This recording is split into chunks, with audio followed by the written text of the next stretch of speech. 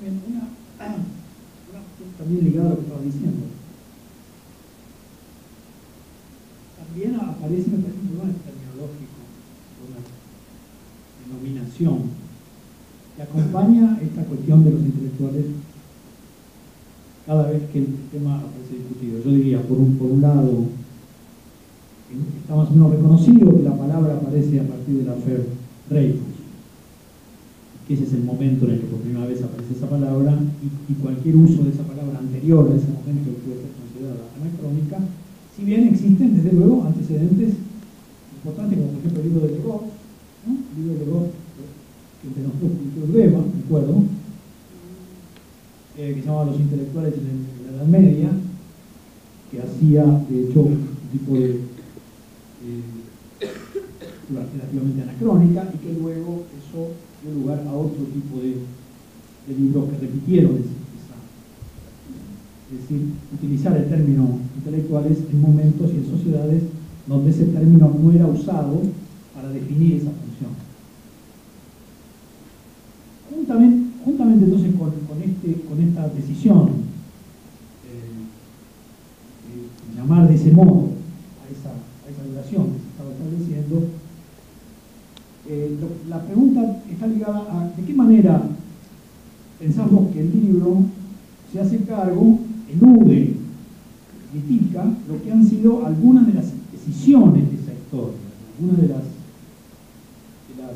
también de las periodizaciones que se han producido en torno a la cuestión de los intelectuales, que básicamente parecen haber planteado que luego, a partir, digamos, de Solá hasta Sartre, podríamos imaginar al intelectual como alguien que tiende a plantearse a sí mismo como el experto en cuestiones universales. El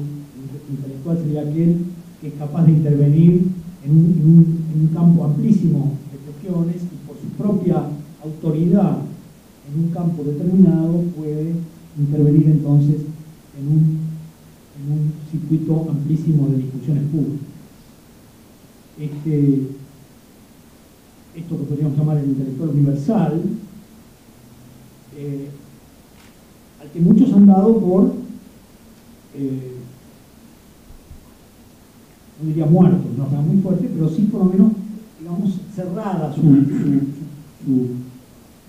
figura, y Sartre me parece que aparece ahí casi como el ejemplo de lo que sería el último de este tipo de intelectuales. Desde luego, eso no quiere decir que ese tipo de intelectuales no haya seguido actuando. Hasta iba a pensar en Chomsky, ¿no? que es un intelectual de un saber específico muy definido, un gran lingüista, que sin embargo interviene desde luego en discusiones que ocupan cuestiones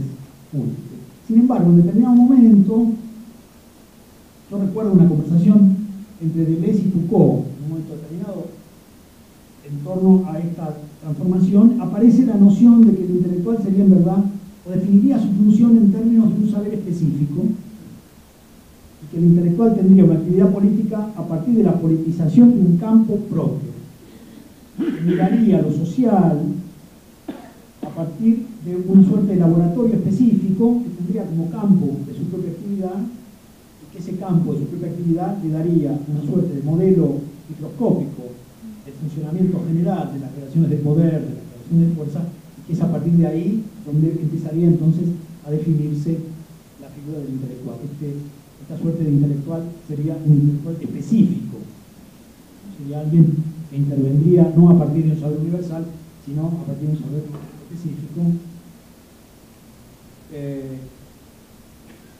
y que ese saber propio le daría una perspectiva y una autoridad que le permitiría entonces actuar de ese modo en el espacio público. Si seguimos con este tipo de periodización, que es siempre inestable y desde luego puede ser criticada de maneras múltiples, podríamos decir que luego aparece una figura que podríamos llamar el intelectual mediático, que sería una figura intelectual que empieza a pensar la función del intelectual en términos de su participación en los medios de masas y en su capacidad para intervenir en los medios de masas, y a partir de su intervención en los medios de masas producir efectos en el conjunto de la sociedad. Bien, una de las preguntas es si esta posible y un poco arbitraria periodización puede ser repetida en el campo de la discusión en América Latina. Ustedes han tenido en cuenta estos momentos, estos posibles momentos. El intelectual universal comprometido a la manera de Sartre, el intelectual que trabaja sobre un campo específico, que luego sobre un saber propio interviene, o el intelectual que encuentra en el espacio de los medios un lugar de intervención política. Si ustedes han tenido en cuenta este tipo de periodización y si tienen ideas sobre si esta periodización podemos reencontrarla también en el espacio de nuestra percepción, ¿no? Esa podría ser una cuestión. Bueno, en realidad lo que ocurrió, hasta donde yo puedo ver, sobre todo por lo que me concierne, es que nosotros pusimos entre paréntesis esa secuencia porque nos parecía que hablaba de la historia del intelectual a la francesa. Y que si bien no era una historia tan provinciana como para que no tuviera efectos más generales, quiere decir, efectos que no estuvieran únicamente radicados en la sociedad francesa, y voy a decir más específicamente en París, de todos modos, una de las cosas que uno podía comprobar recorriendo la literatura es que cada país y sobre todo cada área regional trataba a los intelectuales de manera diferente. Entonces, enseñaba mucho la historia francesa, pero había que romper con el inconsciente francés, por así decir, para pensar una historia americana. Una de las cosas que para alguien como Bourdieu, que ha sido muy influyente en el modo de pensar, las élites culturales, una de las cuestiones que sobresalen cuando uno los lee es la poca referencia al Estado, a las estructuras estatales, al espacio nacional que hay en esa obra, rica por otro lado en observaciones, en detalles, y que en el caso de América Latina uno no podía pensar las cosas de ese modo. De modo que aun cuando el pasaje es el que va de la figura de Sartre a la de Foucault, la del intelectual de lo universal, la del intelectual de lo específico, tuvo un poco de eco en medios intelectuales de América Latina. De todos modos, lo que nos parecía importante era más bien observar qué ocurría efectivamente con los intelectuales, si uno podía entenderlos a partir de ese tipo de criterio, o tenía que emplear criterios propios, no por ningún afán de originalidad, no por practicar ningún particularismo, sino por ser, ¿cómo decirlo?, sensibles a las particularidades de una historia en todo caso. De modo que, si bien en el caso de Sartre, por el hecho de que la figura de Sartre se encarna dentro de una tradición que lo precede, es la de la Ilustración claramente, y que la Ilustración ha sido importante también en la producción de cierto modelo del intelectual como maestro de lo universal, y que obró en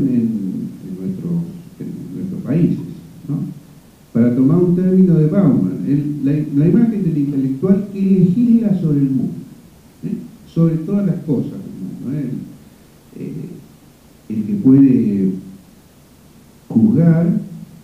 una obra literaria o liquidar a un autor, hablar con soltura y solvencia acerca de filosofía, del mundo natural, del mundo histórico, ese tipo de figura que pertenece, al menos como mito, al filósofo de la tradición edición ilustrada. Es importante también para entender una figura como la de Sartre, la del intelectual total. Esa figura entra en crisis, pero entra en crisis en todo el mundo, obviamente también en Francia. Y no digamos así, por obra de la crítica Foucaultiana del intelectual universal, sino por obra de la división de los saberes que va tornando poco creíble la palabra de esas personas que pontifican acerca de todo. El modo en que alguien como Bourdieu claramente van a empezar a desacreditar esta figura, es la figura del todólogo, ¿no? Que habla de todo. Entonces, pensamos la articulación de esta historia a partir de qué ocurría con estas instancias como es el Estado, por ejemplo, ¿no? Una de las definiciones clásicas del intelectual es el crítico del poder. Yo digo, si yo parto de ese supuesto, no puedo hacer una historia de los intelectuales mexicanos. Me quedaría sin intelectual porque el Estado ha sido, antes de la Revolución, bajo la colonia, después de la Revolución, una instancia importante a la hora de la institución de papeles y de roles muy importantes. Pensando en una empresa cultural de primer orden que va a tener gran influencia en América Latina, como es la del Fondo de Cultura Económica, no puedo pensarlo sin el Estado mexicano y sin ciertas figuras intelectuales que le imprimieron una dirección importante a esa empresa. En resumen, emanciparnos de la historia francesa, que durante mucho tiempo funcionó paradigmáticamente, no solo para la historia de los intelectuales, ¿no? Preguntarse si este acontecimiento indicaba ya nuestro 1848 o nos aproximaba a nuestro 1871 y así sucesivamente. Este papel de la historia de Francia como paradigma para leer el progreso de las otras historias nacionales no fue solo un caso para América Latina, también los alemanes, también para Marx, así, la historia política francesa indicaba la dirección en que marchaba el mundo. Uno fue viendo, como digo, en la revisión de las historias, viendo que las cosas en Italia no habían sido así, las cosas en Inglaterra no habían sido así, para hablar solo de Europa. Y por supuesto, empezando en historias, no solo en la América Latina, tampoco se podría pensar así la historia de la inteligencia en Rusia, la historia de la inteligencia en Polonia o en Canadá. Esto fue un poco el proceso que, ¿cómo decirlo?, estuvo presente explícita y implícitamente en el modo de considerar el tema de estos grupos en América Latina.